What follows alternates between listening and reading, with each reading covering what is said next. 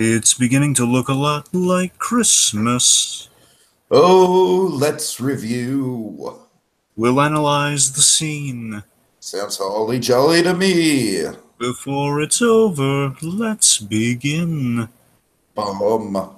Bum. That's right, folks. Since the Christmas season is upon us, we thought the way to celebrate and get into the holiday spirit would be with some holiday reviews. 12 to be exact, decoratively divided into 4 categories for your Yuletide pleasure. So without further ado, silver up those bells, light the multicolored lights, and go out and build a snowman. And join us as we get into some seasonal shenanigans. And tonight we are unwrapping Gremlins. And you know why, Dragon? I'm sorry, go on. You know why we're unwrapping Gremlins? Why? Because I can't believe it's Christmas. That's right, folks. It's our I can't believe it's Christmas category yet again. Oh boy. Dragon, this is one fantastic 80s movie, I'll say that much. Yes, indeedy. So, all right, let's jump right into it, Dragon. Let's start with the plot. Well, background. Right on, go ahead. Real quick, cliff notes over here, folks. Of course, Gremlins is an age-old legend, let's say, from let's just say, kind of monsters getting the mechanics during World War II, to say the least. Dole actually made a book about it. Certainly, and Disney actually had a hand in it. Disney was going to, yeah. They were planning a movie at one point. Mm-hmm. And eventually, Chris Columbus, he kind of takes a stab at, a take on the Gremlins kind of myth and kind of working up a story kind of with that as a basis. So Chris Columbus, of course, Home Alone, Mrs. Doubtfire. Chris Columbus got, Jingle All the Way. A lot of pots he's kind of had his hand in. He wrote the script. Chris Harry Columbus. Potter. Well, certainly, yes. Again, a lot of stuff. Columbus, much like the actual Columbus, he's kind of sailed the world of movie scripts. Let's say. God. Anyway, so Chris Columbus, he wrote a script. Essentially, the reason he wrote the script because he wanted to write a script for a horror film inspired by the World War II legend, and basically kind of that, along with what kind of that question when you're in a room alone, you're kind of wondering what goes bump in the night sort of thing. It's kind of like the real world kind of creepiness, kind of as the inception of a horror film, sort of like what goes bump in the night. What if you ponder in fear what it is, and we explore what that is. And it went through at least 8 darker drafts before it ended up being the film that it is, and really dark drafts, a lot more death, a lot more kind of horrific imagery. I feel like this film was kind of like the quintessential 80s kids movie, like, the type of movie that Brad Jones always waxes poetic about. Like back in my day, there'd be smoking and drinking and hard drugs in my kids' movies. You're right about that, Tig. This film, of course, holds a very important place. I'll kind of get to the end when I get to the end of the backstory. I'll reveal like what the huge impact of this movie is. But aside from that, every filmmaker and their mom knows this film, and they and of course, I will say this movie is definitely like the big '80s cultural movie. Like this impacts me a lot more than Ghostbusters does. Like everyone goes crazy about Ghostbusters, but this is kind of my Ghostbusters. It's in the same pot of like Back to the Future, Ghostbusters, and the Gremlins. Those are kind of like the big icon. Honestly, I think Back to the Future is kind of like a cut above both of them. But sure, I'm just saying. Go ahead. Yeah. And Ferris Bueller, I'm saying like you have all the class. I'm saying it's in the '80s classic stirring pot. All right, anyway, so Spielberg, and this is where kind of Gremlins really gets off the ground. Spielberg takes interest in this because Spielberg, he knows a good idea when he sees it. He's producer extraordinaire. That's what Spielberg does. He takes interest in this, and he brings in Joe Dante, a friend of his. And he sees a lot of promise in this director, so he basically gives him the reins on this project, allows him to have creative control and go like Spielberg and Dante had complete creative control over this film. They really strive to maintain that, especially when the studio questioned a lot of these dark choices. And one thing Spielberg did to necessitate was that he made sure that Gizmo did not turn into Stripe. That was that he did not turn into the lead Gremlin bad guy. He wanted to make sure we did not lose Gizmo. That was Spielberg's decision. Because in every draft of the script, Gizmo turned into Stripe, or he turned into like the big bad Gremlin. So that was all Spielberg on that one. They used the Back to the Future a lot, so again, kind of a Back to the Future kind of I can totally tell, especially because I've been to the Back to the Future lot multiple times. Oh, you taking the tram tour. You walked 50s Hill Valley and you liked it. Yep. And essentially connecting to that, there's definitely an influence. You can see it in the stuff. It's kind of the premise with the Christmas infused in it all. It's kind of It's a Wonderful Life meets The Birds. Alfred Hitchcock's The Birds. So that's the balance they're trying to strike visually, and I think it shows that. It's definitely an old only school. The Birds had more holiday cheer in it, Dragon. That's all we needed. Yep. And here's the last big thing the Gremlins, of course, is also really famous for, is that it along with Temple of Doom is responsible for the PG-13 rating. Because this was a PG film, but of course, definitely feels like a PG-13 film. I think the Spielberg influence kind of speaks for itself on that. Of course, Spielberg does a movie within the same window. I forget if it was in the same exact year. The point is, they might have been in the same exact year. Make the most sense, I guess. It goes to Jack Valenti, and he says, Jack, if only we had like a rating in between PG and R, because it's like I don't want to traumatize children. We gotta work up science.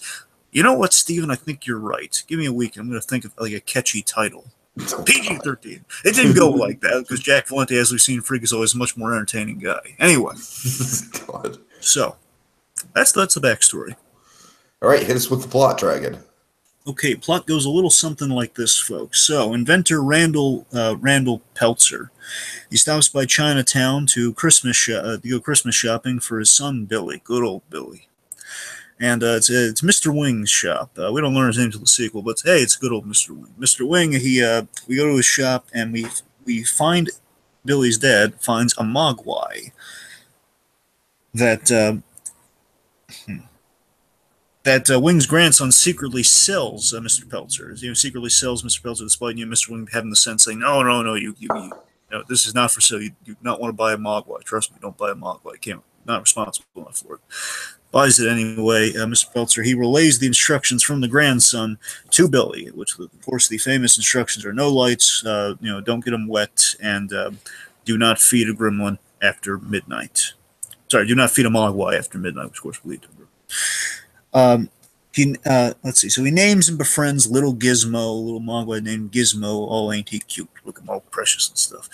Little Gizmo, and we get to know the nice guy. We get to know Billy, nice kid, who aspires to be an artist while working at the bank in Kingston Falls. Billy shows Gizmo to his young friend Pete. Water spills on Gizmo, which leads to more Gizmos, who are much more rude and aggressive, and who bully Gizmo.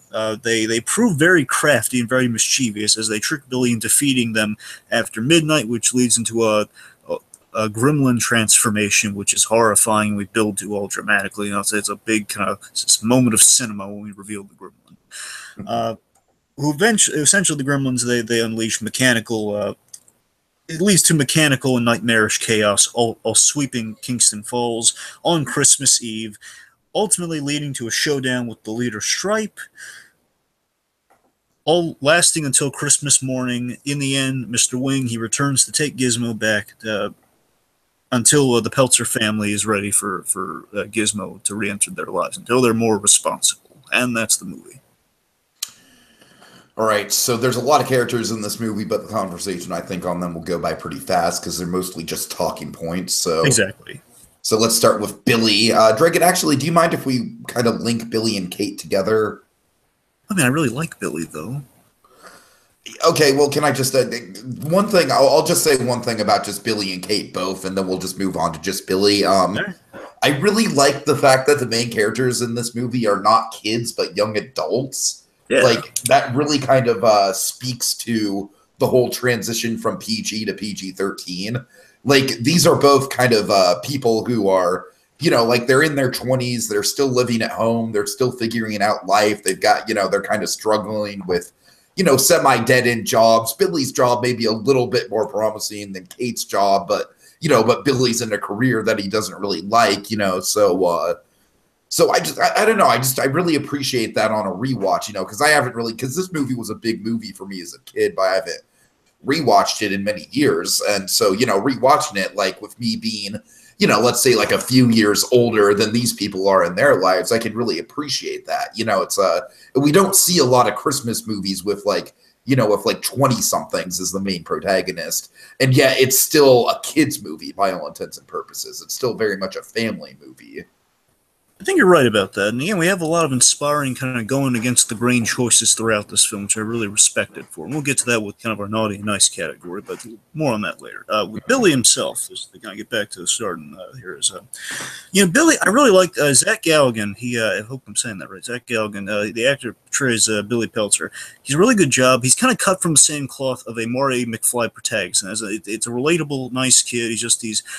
What I love in this movie, all throughout this movie, these characters, but especially Billy, is that you can see a lot of withheld frustration in the performance, and it's a really endearing quality. That, you know, he couldn't lash out. He could just kind of really just air out his frustrations and go off, and like his father's building all these ridiculous inventions that keep breaking down all the time. You know, he has a real, you know, people are just like almost cartoonishly cruel to him here and there. He's almost living not with his parents, with everyday life with his bosses, and especially the antagonist of the film, Mrs. Deagle.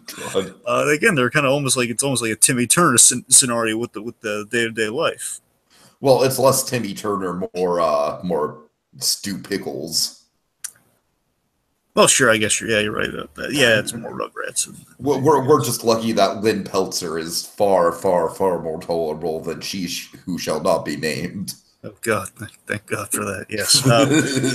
Anyway, yeah. So yeah, I just love that kind of that. It makes you like Billy. It's like it's endearing qualities without, you know, spending too much time on dialogue. It's conveyed through the performance. You can see this is a responsible kid, a kid who knows that, you know, he's living he could easily be frustrated, and you get like, you know, life's just kind of screwing him over here and there, and he's just dealing with these ridiculous things. But he's just, you know, he's holding in because he's a nice guy, and I think he conveys that nice guy quality. My best comparison, I guess, he's a responsible kind of Richie Cunningham meets Archie. He's kind of Richie meets Archie in terms of, like, you know, your likable protagonist. Whoa, that's a little too likable for me to handle, Dragon. I don't know if I can handle all that. Fine. Maybe less. More like he's like your all-American kind of, like, you know what I mean. He's very much kind of. No, I know what you mean. I'm just pulling your leg. I mean, tell me that's not a bad comparison. Like, kind of an Archie Andrews meets Richie Cunningham. Sure. You're right. He does have that kind of like all-American kid thing going on with him, and you know, as I said, I really appreciate how this is like, it pulls a lot of conventions because, you know, typically with a boy and his dog character, like I said, we see a lot of like Elliot, you know, like E.T. Elliot kind of characters, you know what I mean? Like 12-year-olds. That's kind of the age range. So it's really refreshing to have like a boy and his dog character. So it's like, you know, kids aren't the only demographic that dogs appeal to, gosh darn it. You know what I mean? Yeah, that's the thing, Tiki. Again, that's we could easily fall into conventions or really kind of really dumb stuff, but we don't. We circumvent that by just kind of playing it straight. That, okay, yeah, has a dog, so therefore he might be a pet lover. You know, he's a guy, and he's kind of growing up in a small town, which doesn't provide a lot of opportunities. But the kid's got ambition, but he can't really fulfill that ambition. Mm-hmm. Yeah, so again, they could have just made him like a real boring guy, but again, we have these subtle touches that kind of make him still interesting, even though he is, again, technically on paper doesn't really have a lot going for him. He's the guy that does the right thing, but we still made him interesting and compelling. Well, and of course, as we'll get into one of my favorite moments, his dynamic with Gizmo is just freaking adorable. That's the thing, yeah. It's like Billy is like the perfect example of less is more, but it went a long way. All right, so let's get to Kate. So Kate is played by Phoebe Cates. Phoebe Cates. Pun. Yes. So yeah, she's Tiki, I think, is one of our favorite fictional characters with Chase. She's a nice girl. I think you're a nice girl. Yes, she's a nice girl. She's quiet. She's content. You know, she's working a few jobs. I really like that detail. You know, she has to work a few jobs. She works at the bank with him, and that's kind of how they met. But at the same time, she has to work a bar job to kind of make ends meet. Yeah, I really like the bartender quality to her, because that really, I think it goes a long way in kind of establishing the mood of the film, where, you know, she's not just kind of this damsel in distress role. Like, she's going to be one of the main kind of like people who's going to, who's going to rise up against the threat when it comes down to it. Yeah, we have really strong female characters in this film, and that Kate is less kind of actiony compared to our other female character. But Kate, she's in the thick of it, and she's keeping her cool in the chaos. She's helping. She's a team player, and at the same time, what we kind of have, what's really neat with Kay is it seems like, okay, we're just gonna have some holiday stuff in there, but she has suffered some holiday trauma. We find out. Yeah, for sure. So it kind of pulls like the unconventional Scrooge with her in a way. Yeah. I mean, it's cool. She suffered this holiday trauma, and obviously the situation that does not help the situation. Where more holiday trauma for her. God. And again, she kind of keeps her cool, and she does help save the day in the end. With the she's kind of working on the lights, and she's kind of helping behind the scenes. Mm-hmm. All right. So let's see. So Gizmo. Gizmo. One of the best 80s characters. Yep, it's a Furby with personality. I say. It's a cool Furby. That's what Gizmo is. Oh God. Oh, easily. Voiced by the wonderful Howie Mandel, doing one of his cutesy voices that he'd become known for. Gizmo, very simply, he's cute, he's innocent, he is not mischievous whatsoever. He's an innocent soul. He's playing by the saying with that whole touch that Spielberg had about making sure that I love the scene where it's like like all the gremlins, that horrifying, they're eating the chicken, and then Gizmo, he doesn't eat the chicken. Yeah. I mean, Tiki, there's this one. I gotta highlight this one scene with Gizmo. It's really great. It's like a blink and you miss it moment, but it's so great. It's this moment where after the Gremlins are, the Gremlins. There is a slight delay, the Mogwais. When the water is initially poured on Gizmo by accident, the mischievous Mogwais are created. You see almost like tears. You see kind of a wetness on the face of Gizmo. He's looking really sad and depressed, and really he's really down in the dumps. And Billy notices, Gizmo, what's wrong, buddy? And in noticing that, there's so much character conveyed in that moment, because Gizmo has been through this before. Hence the Mr. Wing warning in the shop, because the idea is Gizmo has seen this happen before. Every time water is spilled on Gizmo, he has to endure this hard. He's had to endure another Gremlins movie like this in the past, and that means, oh no, not. It's like a werewolf thing. It's like endure a sequel that's like 10 times as crazy as this movie in the future. Yeah, it's very much kind of like a Lonnie Talbot Wolfman thing of like, oh no, the monster. I can see that. Yeah, I can see the Talbot of it all. That's a good pull. That's what I'm saying. So I love moments like that. Just add so much more dimension to Gizmo, even though he's just simply like a cute character. But again, there is some tragedy with that character. Yeah.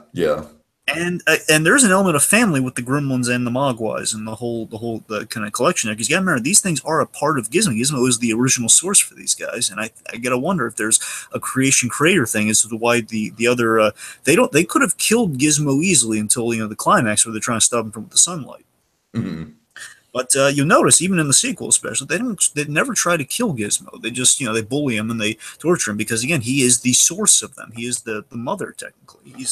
I wonder if Gizmo died, if him being the source would kind of wipe all them out.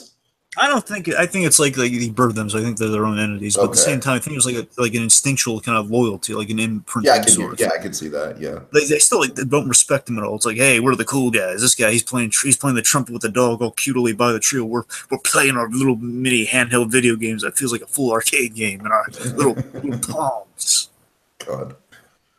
Anyway. So Gizmo, all good there. All good stuff with Gizmo. All right, so let's get to Stu Pickles. Yes, I really like Rand Peltzer. No, in all respect. I'm sure Stu Pickles. Yeah, we inspired by this guy. We should also say we do like Stu Pickles, by the way. I love Stu Pickles. Yeah, that's the thing. Stu Pickles, again, he's a little daft now and again, but that's nothing against his character. So I feel like this is another quintessential 80s movie thing. Just, this weird quirk of a parent character, you know what I mean? Yes, but I gotta wonder, if it's these weird inventions just laying around the house. The real question if this is the original, if this is one of the first cases of that or not. That's the thing I wonder. It could be. It feels really unique, and the whole Hoyt Axton, if I'm saying that right, I love his portrayal of this character, and I love that through the parents you can see where Billy gets a lot of his kind of his all-American qualities. Or you can see the kind of the eyebrows and the face of his father in in Billy in a way. You can see kind of the look wise there, and you have like the morally kind of right quality of the mother in the son too. I mean, you get you can see the parents and the kid there. It's kind of nice. So Rand, he's a nice, humble salesman. I love that he's like a very respectful, nice salesman. He's always a salesman and an inventor, and he has a likable quality to him. It's a very likable family. I don't need to keep using that, but it's a likable family. It's a family picture. Yes, I mean Rand. He means well. He means well. He's very respectful. He offers $200 for for a little mogwai. Of course, we have the classic it kind of like reverses a trope dragon where it's like we have the trope of like, oh no, the father's at a convention on Christmas Eve, but they don't really make a big deal out of it. Yeah. Yeah, I mean, a cool thing to look at with Rand is that Rand's trying to make life easier. He's trying to make life easier through these, through inventions, and he's basically trying to circumvent simpler solutions by kind of overcomplicating and kind of making it kind of a spectacular all-in-one, device of some variety. He's just trying to make life easier. Yeah. I feel like it's almost kind of like a fun sort of like it's ahead of its time, and the fact that like it's kind of commenting on, you might try and have devices that make your life easier, but if you don't know how to use the devices or if the devices aren't made well, it'll just make life harder. I'll tell you the main thing I got out of it, Tiki, and I could be reading into this, but I really like thinking of it like this. In some way, whether it's fate or not, you want to look at it regardless. I love the symbolism that this is a guy he named the Mogwai Gizmo for the gadgetry and everything. I love my gadgetry, so I also have a soft spot for Rand on that level as well. But regardless, the fact that this is a guy who invents things and he's trying to make life easier and doing all sorts of stuff, and he always has these bugs to work out in his inventions. Therefore, these bugs like what the Gremlins will do, and that they mess with machinery, they cause chaos, they cause these bugs in devices and technology. Therefore, it's like maybe it's kind of fated that Rand brings the Gremlins into his home. That is a guy who's already has bugs in his technology. Therefore, the guy's almost like a living gremlin in a way. Mm-hmm. I mean, obviously he's not. You know what I mean? The point is he symbolizes what the Gremlins do. Mm-hmm. I feel like maybe that's why the Gremlins, in some way, shape, or form, found his family. Sure. Okay, and then Lynn. Lynn! Thank God she's not Dee Dee. Thank goodness. So yeah, Lynn is like anti-Dee Dee. She takes charge. She's awesome. Again, like Billy, and this is a quality I like seeing kind of transfer within the family here. I like that she, much like Billy, she kind of internalizes her frustration with the inventions. She deals with these inventions that keep having a tendency to break down because she knows they're coming from a sweet spot. And what's funny, Tiki? I'm convinced of this now. They actually, well, I can't substantiate Rugrats. It's most likely it's a chance they kind of put some of this in Rugrats, but I know one place they absolutely stole this from. In Fairly Odd Parents, there was there used to be like a plot line. Mainly, it was in an episode where Timmy's dad, he was on, and basically he would invent things that broke down all the time. That has to be a Gremlins reference. Oh God, that has to be. It was the Superbike episode back when Fairly Odd Parents was good. Still, parents still need to be committed, but still, it was back when it was good. Lynn, I think it's just a good example of a character that subverts the whole trope of like the worried mother.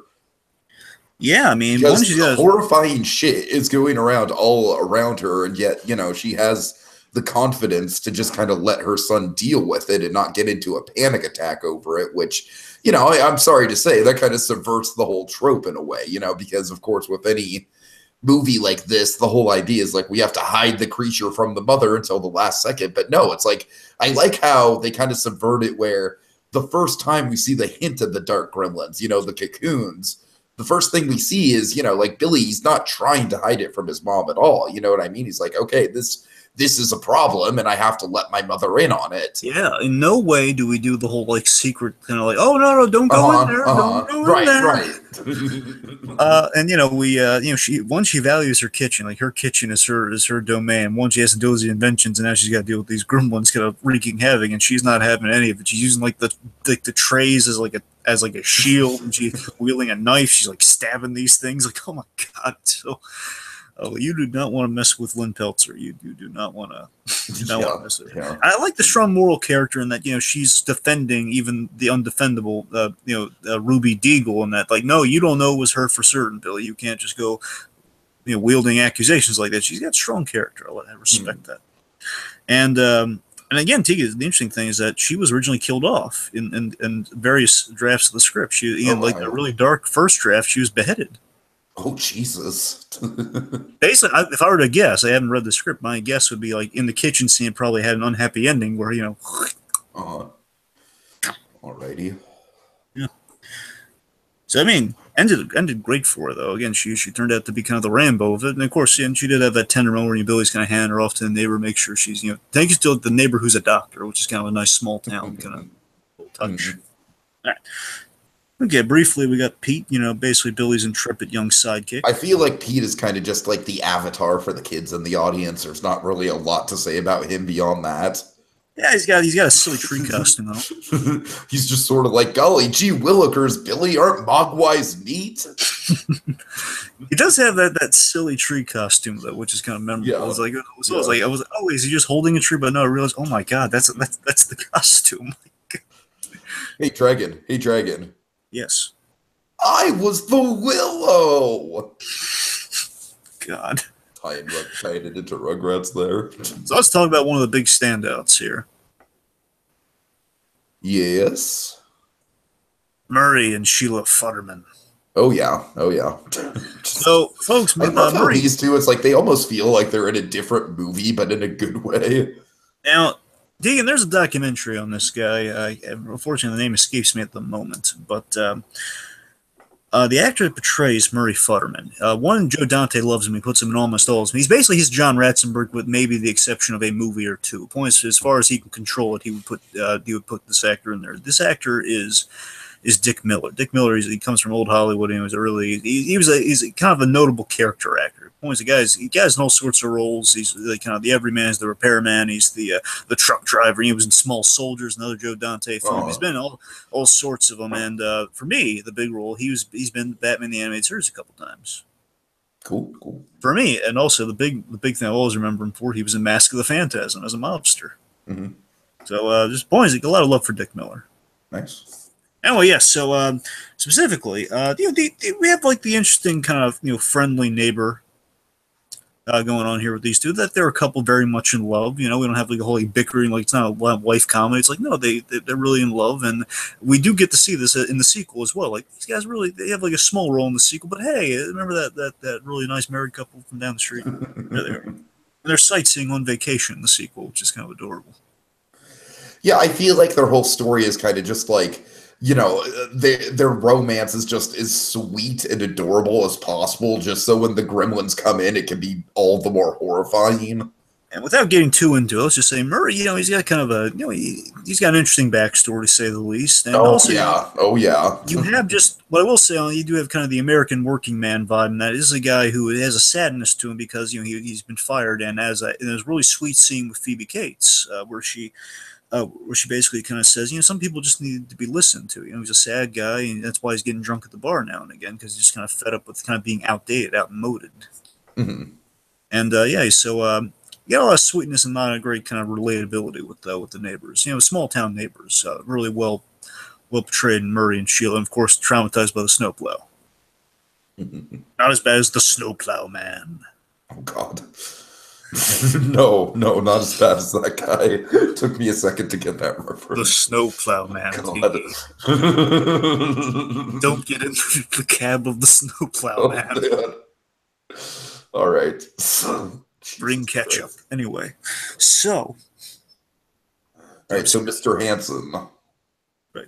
Yeah, so Mr. Hansen, he's kind of the nearby scientist. He's very kind of like the adult figure who should really know better. Yeah.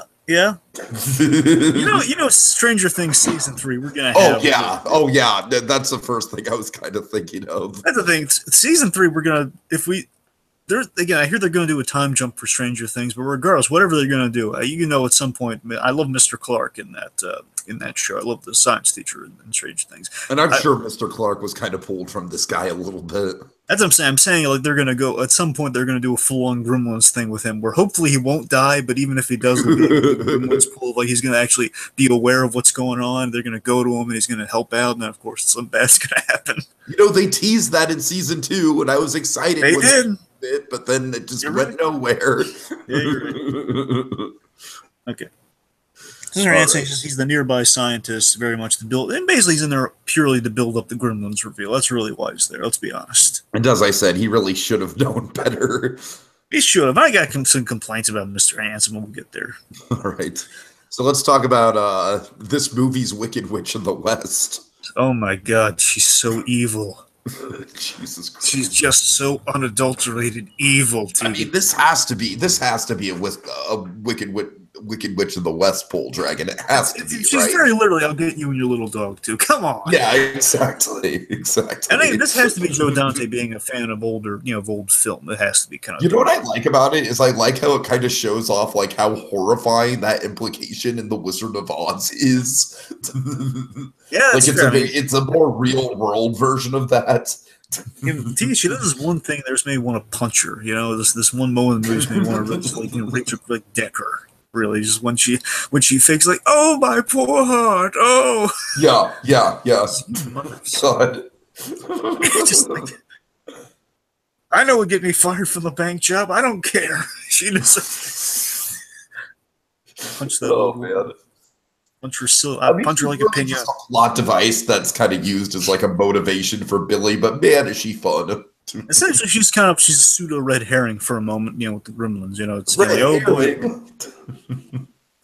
Yeah, so she's like a red herring, Dragon, there's a pup named Scooby Doo compilation video I want you to watch with the idea in mind of like thinking about how they use a certain character in Star Wars. I won't say which character, but if you've seen Star Wars, you know which one I'm probably talking about. Like I say, I do love a pup named Scooby-Doo, by the way. Yes, I do. I do as well. And Red Herring was hilarious in that show. Anyway, back on point. So, Ruby, hey, Red Herring, her name is Ruby. Ruby also means red. It's a very loose connection. Oh, and also, Ruby, the Ruby red slippers. Yes, of course. Yeah, so I don't think you're far off that. I really don't think. I don't think so either. So basically, Ruby Deagle, she's a cranky old. So she absolutely is a Scrooge. Basically, a Scrooge who does not get redeemed because she gets dead. But she's a cranky old this psycho. Movie does not shy away from the death. I'll tell you that much. But again, she did deserve it, though. She really not as much as Sam Loomis, but she deserved it. Oh God! All right. Anyway, so she's just this cranky old psycho. She's very vindictive, and she's she thinks absolutely she deserves what she got, and she's like the poor coming to her saying, oh, we can't make the payment. She's you should have done it before, your children, with sick children. This woman is like, is chastising a poor woman with sick children who can't make their payments. And apparently she owns the bank or something. She has a stake in kind of the finances of the town. She comes from old money, essentially, with her big fancy house, and she has that's the thing. She has like the electric chair built into the wall to help the elderly get up the stairs. Right. Which of course is her undoing, which I think is beautiful. But regardless, it's like she's like someone who really doesn't deserve kind of that recumbency. She doesn't deserve that that kind of convenience. It's like that woman, she should have to walk up those stairs, and I love that was her undoing. Mm-hmm. Anyway, okay, so let's talk about who do we got next. The sheriff and the deputy. Yes. More specifically, Sheriff Riley and Deputy Frey, but it doesn't really matter. It's sheriff and deputy. One important thing, tell me you caught this. The deputy, did you recognize him? He looked familiar. Tell me. It's Jonathan Banks. Oh, no. Is it really? Yes. Oh, God. It's like a young and strapping Jonathan Banks. Yes, Jonathan Banks. It's not the menstrual commercial. That was the first one of their first things. It's funny, Dragon, because I was like, that guy looks really familiar, but I can't quite put my finger on it. There's a whole slew of deep movies that Jonathan Banks has been in, because Jonathan Banks, he was in Buckaroo Banzai. He was in... I knew he was in Buckaroo Banzai, yeah. He was in Stir Crazy with Gene Wilder. But yeah, Jonathan Banks, he's in everything. T, have you ever seen like the menstrual commercial that was like Jonathan Banks' big break in acting? You ever seen that? Can't say I have, no. Oh God, it's ridiculous. Just look into it, like Jonathan Banks PSA would be. All right. Anyway, getting off track. So basically, the sheriff's sheriff department here. It's kind of like the classic, like, bumbling police officers, you know, just like, oh yeah, sure, kid, gremlins are running around. Basically, they're a small town version. Drunk. They're basically a small town version of the Pat Hingle, Commissioner Gordon from the Tim Burton. Oh God, I was thinking more the super bad cops. Well, I mean, those guys, at least they stuck up for the kid. In this case, they're skeptics and drunks around the holiday. They're very incompetent. There's this bit where they're trying to get like a free tree for the sheriff's department. God. Alrighty, and then by the way, they let that poor Santa die. That signifies these guys are bad cops. Come on, they let that one Santa die. Anyway. All right. So finally, let's talk about Mr. Wing. Yes, Mr. Wing. No, not Colleen's father. No, Mr. Wing. He's Mr. Colleen's father. No. Mr. Wing. He's the mysterious shop owner. Is Gremlins owned by Fox? Because if it is, then it could happen. Damn it! All right, I'm sorry. I digress. Anyway, Mr. Wing. He's the crossover. So he's a mysterious shop owner. He's got a lot of life experience. He's got a face that tells a story. Wouldn't you agree? Oh, yeah. No, I mean, let's just say it like it is. This guy is like the quintessential, like, you know, like mysterious old Chinese man. And, you know, he is kind of a stereotype dragon, but God damn it, he's a great stereotype. Yeah, that's the thing. I mean, Mogwai, from what I understand, is a translation of, like, if it's not little monsters, it's a Cantonese translation of monster. It's something monster. Mm-hmm. The point is, you got like a history with this guy. He's got a really cool shop, kind of eclectic curios and everything. He's got little dragon statues. He's got all sorts of interesting kind of stories. Like you can imagine, you can make like almost like 1,000 movies based on all the items he has in his shop. You could imagine. The shop kind of reminds me of the shop from The Haunted Mask. Huh. Of course, The Haunted Mask is more like a Halloween-y version of that, but sure. It's, curio shop. And I like how you have to walk down, and it looks very sketchy, but of course, it's an old shop. And Mr. Wing, he comes back, and they allude to some good progression with it's a sad progression, Mr. Wing, but they got progression with him. Okay, then. So let's make our list and check it twice and find out what in this movie is naughty and nice. Oh, that was good, Tiki. I know, right? I just came out with that on the spot. I'm proud of you for that, Tiki. All right. He's got some brownie points for the holiday. Yay. I'll spend them wisely. Tiki, I'm going to let you, Tiki, you pick what you want to start first because I'm so darn proud of you. What do you want to start with? Oh, God. Well, let's start with the naughty because I don't really think there's much. You got it, mister. Okay, so... Let's see. So obviously, we got some. You always have this with Gremlins. This sort of almost like the Jurassic Park sort of thing, where you have some plot holes you kind of have to accept here and there. Sure. Like for example, you have the plot hole. And these are like the thing people speculated on years later. It's kind of like the old kind of Clerks, like poking like the holes in Star Wars. Like, yeah, they just killed all those contractors on the Death Star. Where the plot holes being the Gremlins are in snow, being set around Christmas time. There's a lot of snow, therefore is frozen water. Therefore, there'd be like a bazillion Gremlins every which way you turn. Oh God, that's just a laster. Like we don't care. Yeah, exactly. So that's what I'm saying. That's something to accept. The other thing is the snow is solid. All right. I'm with you. I'm just addressing it for addressing its sake. Right? I'm saying that's something that people always take a shot at the movie for. And also, you have like the whole eating after midnight thing, and they do address that hilariously in the sequel. By the way, I give that a mulligan because they address that in the sequel. Hilarious. What's wrong with the eating after midnight thing? No, it's the fact that it's midnight everywhere somewhere. It's.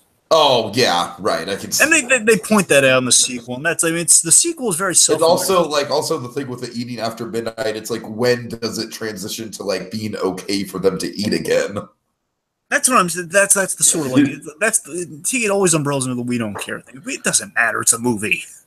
It just I don't know. I just think that rule. Like I'll get into the rules, folks, because I think this movie might be one of the best movies ever when it comes to establishing a set of rules. But just the wording of it, just they can never be fed after midnight. It's just like, oh God, it's just so intimidating. You know what I mean?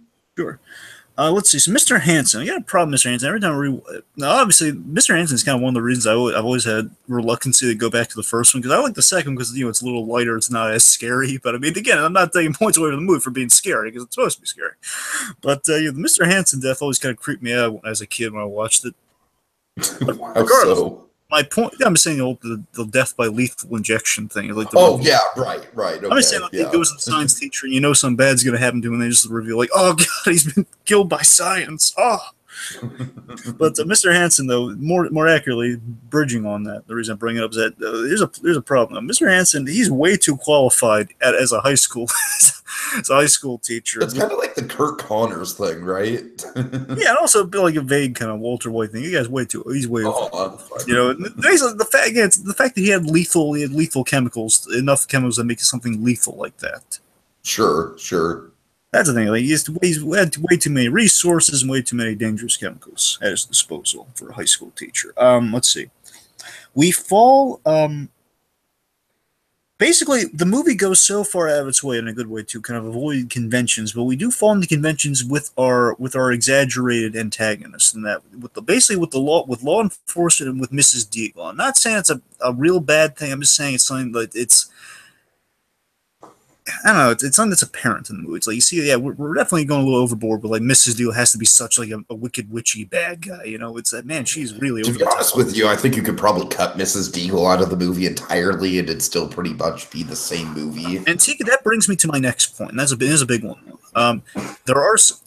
There were some editing things that went on here. So basically, there's an extended cut of this. I don't know where you can find it, but there were some deleted scenes where the Judge Reinhold character. One, we completely waste Judge Reinhold, or we have that character at the beginning who remember Judge Reinhold from the Santa Claus movies, Neil from the Santa Claus movies. He plays Gerald, who is the guy who goes into the bar and he says, "Hey, Billy, guess who almost got fired today?" Right. Guy. And he's only in there for one scene, but they had a callback, and there was a whole plot line, Teak, that connected. And here's my problem, Teak, is that it's fine that they cut it out. It's absolutely fine they cut it out, but the problem is they still left the beginnings of those scenes in the movie. So you have in two bad places where one, we have that guy set up, and the idea is he was going to.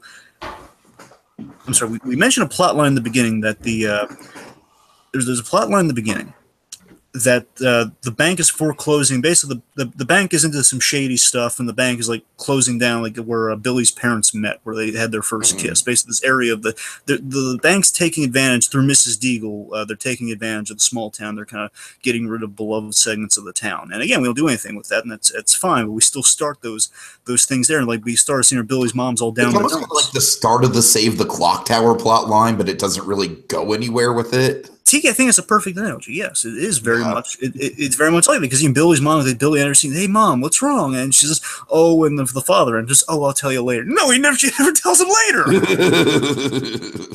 And like, there was going to be a scene when they're in the bank. Judge Reynolds, like, he's supposed to be in the bank going crazy because he saw the Gremlins and he locked himself in there because he's going mad. But we don't do anything there, and we kind of waste Judge Reynolds in this movie.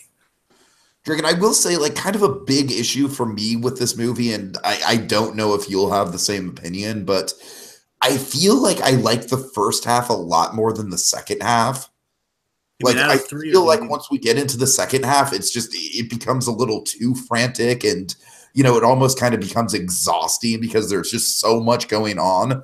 Whereas the first half, it's just very understated. They have, like, all the good bonding stuff with Billy and Gizmo, and but there's like kind of this undercurrent of mystery and horror going on. I know. I just feel like basically like everything after, like, let's say the plow, everything after that, it's kind of like, all right. And now it's just shit has hit the fan and we have to just kind of wrap it up.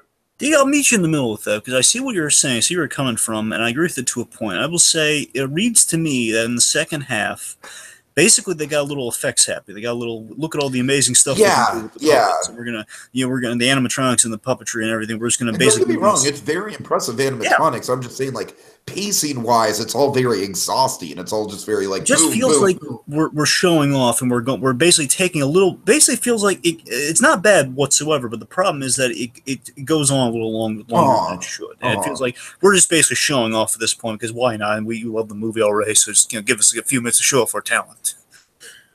I think if we would have gotten like a little bit more bonding with with Billy and Gizmo, then this could potentially be as good of a movie as something like E.T. And as it stands, it's just not a classic in the same way that E.T. is. I see your point there. Briefly, again, as I mentioned, less than Mrs. Deagle, more so with the laws that they're a little too incompetent for my taste. That's like those guys are really incompetent. Well, I mean, that's just a trope, you know. That's what I'm saying. Again, the movie just subverts so many tropes. Like the fact they just fall into like 2 tropes of Deagle and mainly the law. Subverting tropes, like for as far out of their way as they went to kind of make the main character interesting and, you know, like not unlike a kid. I got to admit that whole what's that kid's name? Pete. Pete is just pointless. Yeah, because Pete, you're right about that. Pete is like another character you could just literally cut out of the movie and it would change nothing. Yeah, because basically we just need Billy to show them basically spill water onto him, and really you don't really need. Right. It could just be an accident. Honestly, it could be like the juicer or something. Like, you know, the water like spills, like hydraulic spill out of something. And, I could see that. Yeah. By all means. Speaking of which, last thing I got here. Again, these are all I want to put in perspective here, folks. All of these are very, very minor nitpicks. Oh, sure. Okay, I just want to make that clear. I'm not really taking big. Again, the editing thing's probably the worst thing I could say about the movie, and that's really not. Yeah, it's got a couple pacing issues. I'll say that much. Like the editing and the pacing, that's about the worst thing to say, and that's really nothing in comparison. Last very minor thing is that I feel mainly because I love the character, I love Randall Peltzer, and as much as I love going to convention, it feels a little forced that we have to get rid of him somehow, and it's like, you know, why? It's basically like. We don't want to kill him off. We don't know exactly what to do with him. So he went to a convention to make sure. Like I said, the thing I appreciate about that is that they don't make a big deal out of it. They don't make it a big Dad's off at a convention on Christmas Eve. Like there's one shot from Lynn where she, you know, you can tell she's a little bit sad about it, but she quickly gets over it. You know, she has a moment to feel sad and then she moves on. Yeah, this is something kind of bugged me. I guess I'm gonna rewatch it. Yeah, why doesn't bug me? I'm just saying it's noticeable, not really a problem. Anyway, so let's get into all the nice stuff. Okay, well, as I said, just the animatronics work in this movie is just spot on. I mean, my God, between the animatronics, I'm assuming some of it is stop motion, like all the big Mogwai crowd shots are stop motion. I'm assuming. I would imagine, but again, they had really good effects guys, Tiki. And here's what they did. They had these sets that were built, you know, very much like a Muppet set, if you will. Basically, have to raise the sets and basically basically they have to build enlarged heads so they can do the close-up shots. Right, yeah. So the performances are really good by our human actors as well. Just all the performances all around, I thought were good. Especially again, I don't know if they were first-time actors at the time they were making this, because I know Phoebe Cates. This is after Fast Times at Ridgemont High, but with Billy again, Zach Galligan, he really impressed me with this movie. And again, rewatching it, I was amazed by how much I liked this guy, because I knew he was good. Okay, he's gonna be a nice big guy, but I really liked him. The tone is really remarkable about the first movie. The tone, kind of the balance of it's the mix of heartwarming Christmas elements with straight up oh my God, did they just do that in a PG movie? That's the thing, man. They're not shying away from the horror of this situation. No, not at all.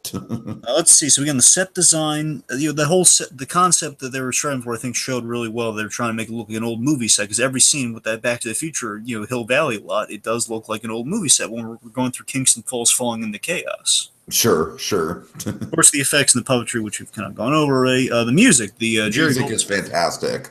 The Jerry Goldsmith score is really, dun, dun, dun, dun. I love this. I love with the Mogwais before they turn the Gremlins. You can have that it's a very light tease at the Gremlins theme, because they're coming, but they're not. Yeah, the lullaby. Yeah.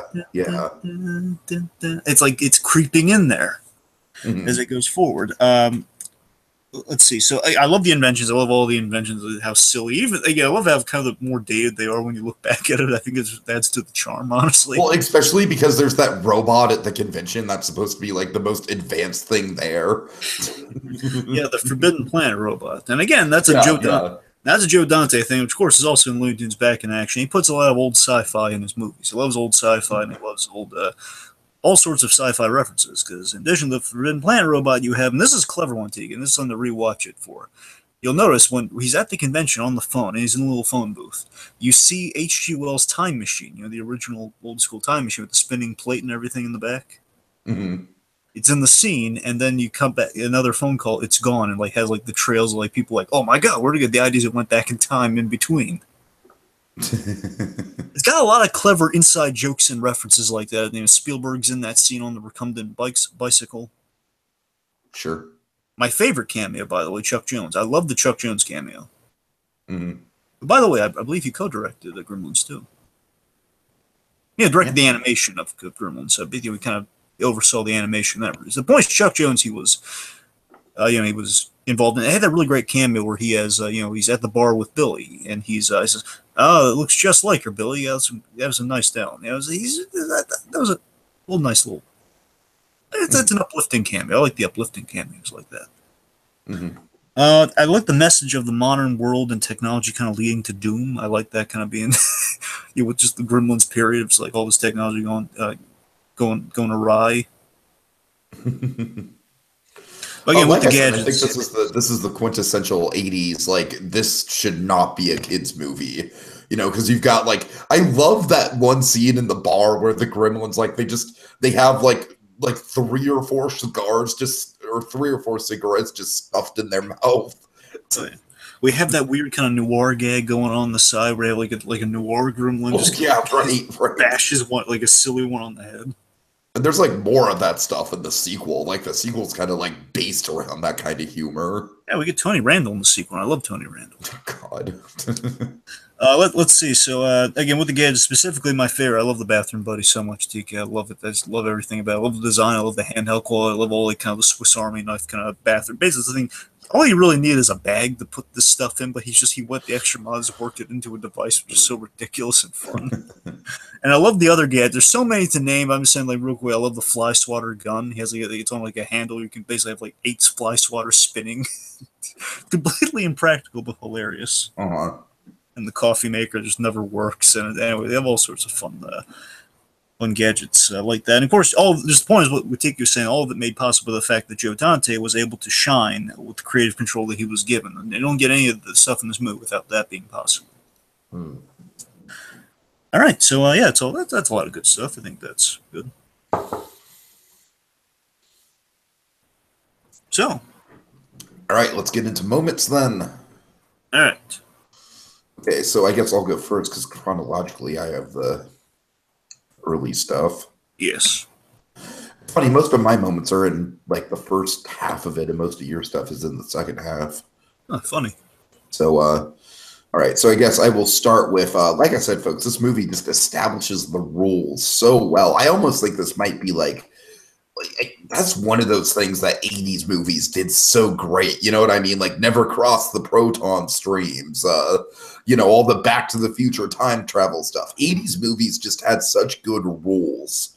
And this movie, it's the rules are just so iconic. They're so blended in. And I love how mysterious it is. Of course, the opening scene just in general is great. We've seen it parodied everywhere. The Simpsons parodied it. I'm sure that the Lego Ninjago movie is kind of a reference to it. Just wandering into the old, the old Chinese antique shop. It's all just so iconic. And of course, the whole speech, just that laying out the rules and the dark undercurrent to it. And so I like how we have the rules established twice. We have the kid telling Rand the rules of, where it's it's all very serious. It's all very grim, I like the voiceover. What do you think? That's what I'm saying. I love the voiceover. The voiceover just makes it more mysterious. Yeah. And then when we get the rules recited back with Rand, it's kind of, it's basically just a father telling a kid how to look over his puppy. Don't feed him after midnight and you'll be fine. It's a great fatherly delivery. It's very warm. I love how he makes it more personal with his delivery. Of course, again, after demonstrating with the flashing light that we know he doesn't like bright light. And he very much makes it his own. Okay, let's see. Yeah, of course, bright light, no water, and do not feed him after midnight, no matter how much he begs and pleads. Never feed him after midnight. Yes. All right. I don't really have it nailed down to a particular moment, but I just love all the Billy and Gizmo bonding stuff in this movie. It's they're eating popcorn together. They're watching old movies. They're. I love how Billy's so protective over Gizmo, where he turns on the light in the bathroom and then quickly turns it off. They apologizes to him when he does it. Is it sorry, Gizmo? Yeah, I don't know. There's just something like really heartwarming about the whole thing. It's such a nice dynamic they have. Like I said, like the best boy and his dog stories. It's kind of like it's love at first sight with these two. You know what I mean? And as I said, I really can't nail it down to a single moment because there's just so many good things. And you, of course, have kind of the mother of all heartwarming Billy Gizmo scenes, but we'll get there when we get there. But it's such a great dynamic. You know what I mean? And I almost kind of wish like the movie would have had a little bit slower of a pace to it because I really could have used more Billy and Gizmo bonding scenes. Like I really could have used that dynamic to really breathe. Because as of now, I feel like once Stripe and everything takes over, then Billy and Gizmo kind of just, it's just kind of turns into an action movie. But I don't know, you know what I mean? That's kind of a pacing issue. But and then of course the World War II story, Dragon. Oh my God, I love how they tie all this together. They tie in like the Roald Dahl stuff, the just kind of the mythology of Gremlins in general with the Mr. Futterman character. And as you said, wonderful delivery by Dick Miller.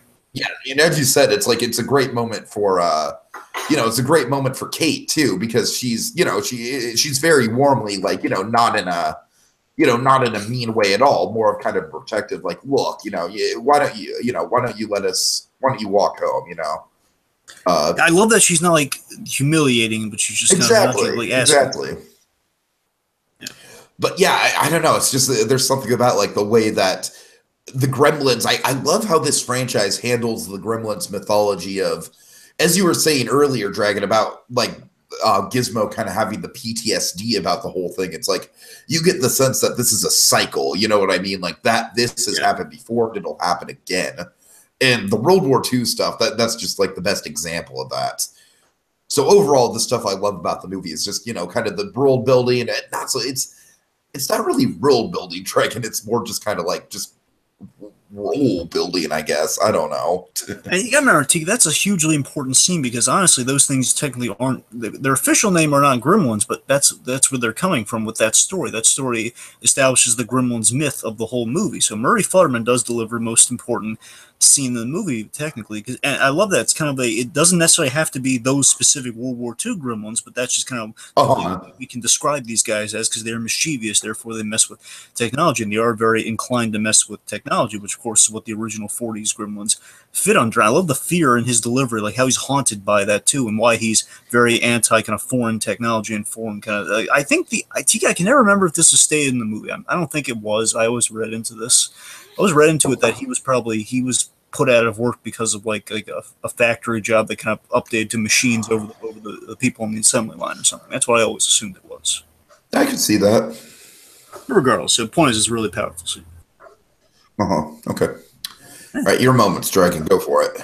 Okay, let's see. Going chronologically here. So one of my things, I can't. When I was rewatching, I was so struck by this movie, and I forgot how cool this was. I had to put it there because initially I was just going to say I love the whole, Billy asking Kate out, which is a sweet scene. That's nice, and I still like that. Man, that's great. Yeah, because I just love that Billy Peltzer character. But regardless, the shot, like the one shot, that's kind of like a quintessential like 16 Candle style like 80s dating movie thing, you know what I mean? Like just the way it's shot, of him outside the house and everything, and just the cornball nature of it.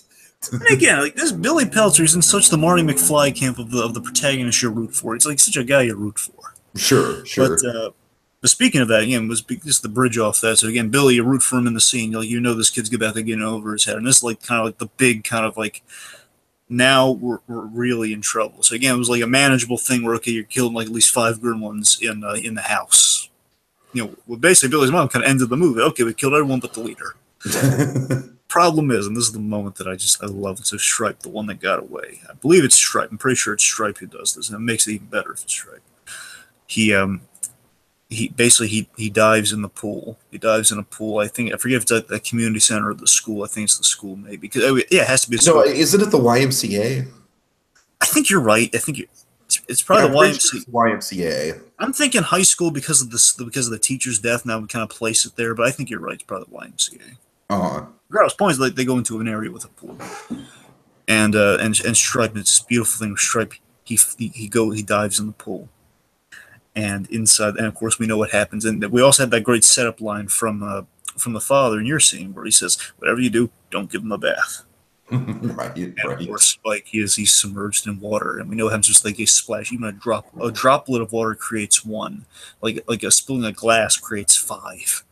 He is submerged like in the deep end of a pool, and this beautiful haunting this shot amazed me so much. How it's like, and it's probably a simple effect too, which is it's just great. It's the water, the water turns like green and smoky and like bubbling. Well, it's funny that you mentioned the simplicity of it, Dragon, because these are kind of like the simple practical effects that I wish modern movies would do more of.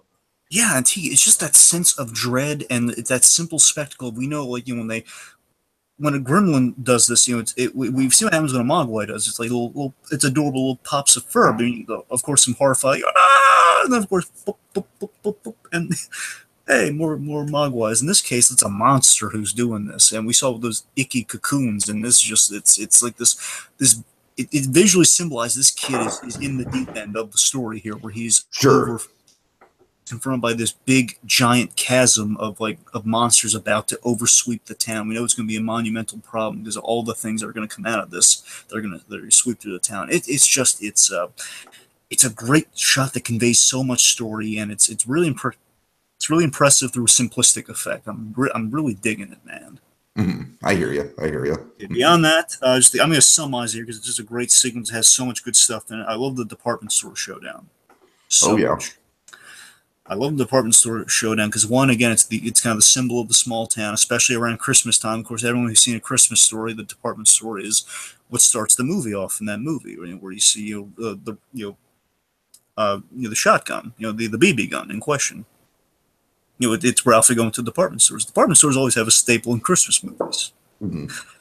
So it's the fact that all the gremlins are dead, with the exception of Stripe, our leader, and it is the fact that he could wait him out, but he doesn't want to. We know these gremlins are crafty, which means this thing could probably survive on the inside in shadow, and they wouldn't be able to find it. So he has to go in. He can't just wait until morning. In the case of this one, this thing's going to get loose and it's going to multiply itself in water. It's going to be a menace. So Billy goes in there, single-handed, because the cops aren't on his side. The cops are incompetent and possibly dead because they drove into a store. So Billy's going in there alone. And again, it's this kid in over his head versus this evil version of Gizmo.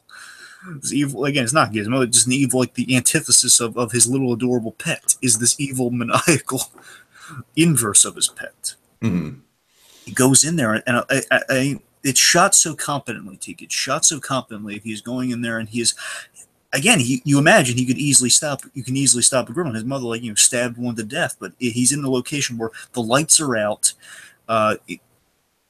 It's a sport. There's a sporting area in this department store filled with things that could be easily weaponized. You got tools and everything. It's like this one creative little monster versus this kid who's probably never been in a fight in his life. Possibly. Right. And he's going in there, and initially, he's like Stripe. He's throwing these saw blades like Gladiator. Let's say Marvel Comics here. He's throwing let's say batarangs. I guess he's throwing them against the wall, almost taking the kid's head off.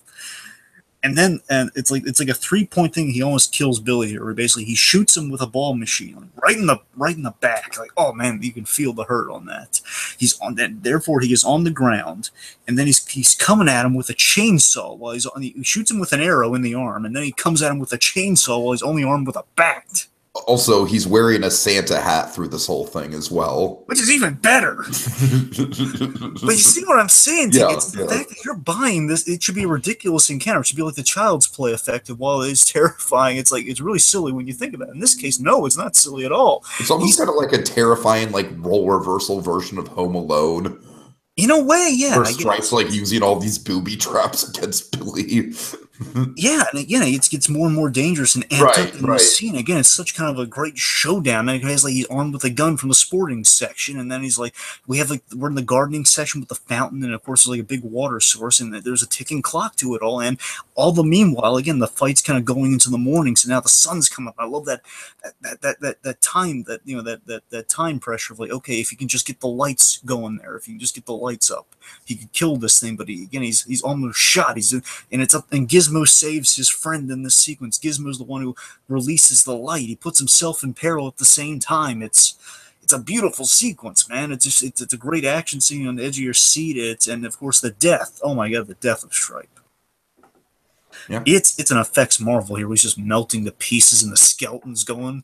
It's horrific. It's a thing of beauty. Yeah, yeah. Lastly, just with the whole Gizmo Billy thing. Lastly, the Bye Billy scene. Basically, that's what I'm talking about, man. All it takes is 2 words. And by the way, I love how simple Gizmo's dialogue is.